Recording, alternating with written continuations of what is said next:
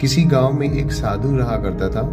वह जब भी नाचता था तब बारिश होती थी। इसलिए गांव के लोगों को जब भी बारिश की जरूरत होती तब यह लोग साधु के पास जाते और उनसे अनुरोध करते कि वह नाचे, और जब वह नाचने लगते तो बारिश जरूर होती थी। एक दिन गांव में 4 लड़के शहर से घूमने आए। जब उन्हें यह बात पता चली कि साधु के नाचने से बारिश होती है तो उन्हें यकीन ही नहीं हुआ।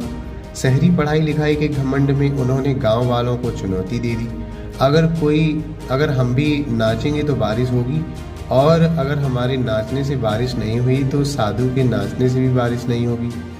अगले दिन सुबह सुबह गांव वाले उन चारों लड़कों को लेकर साधु के कुटिया के पास पहुंचे। गांव वालों ने साधु को सारी बात बताई। फिर उन लड़कों ने नाचना शुरू किया। पहले लड़के ने नाचना शुरू किया। आधा घंटा बीत गया।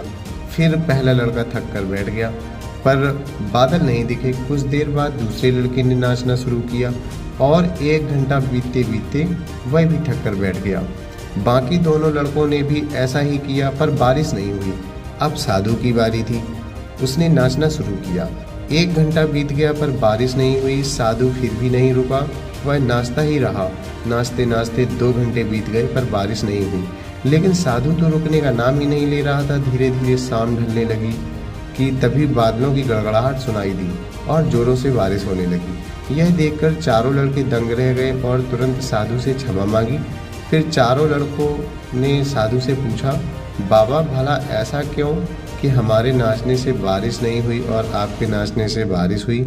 साधु ने उत्तर दिया, जब मैं नाचता हूँ तो 2 बातों का ध्यान रखता हूँ।